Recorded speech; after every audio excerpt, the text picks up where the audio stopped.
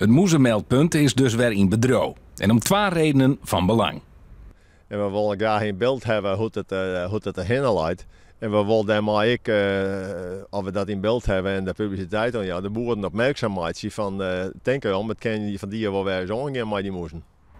In welke regio had er nou het meeste mee te maken? Nou, als je het vooral aan de zuidwest en de zuid- en de zuidoostkant van Snits, daar speelt het dan vooral. Bij maatschap Miedema in Tjergaast weten ze daar alles van.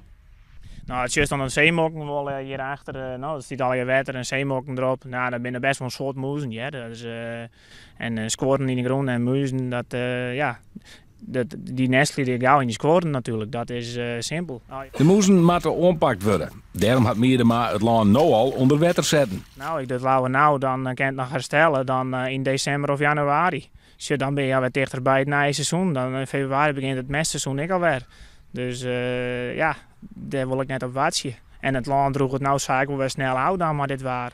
In de huishouding van Miedema is er uiteindelijk maar één bliert met de moezen. En dat is hoen Sita. Die hoeft dus geen eten meer. Nou, op het moment nee. Hij had toen een bakje de hele week al vol staan liggen. Hij komt er net meer aan ta. Hij laat lekker uitgebeukerd in een hoendermand buis in de boerderij.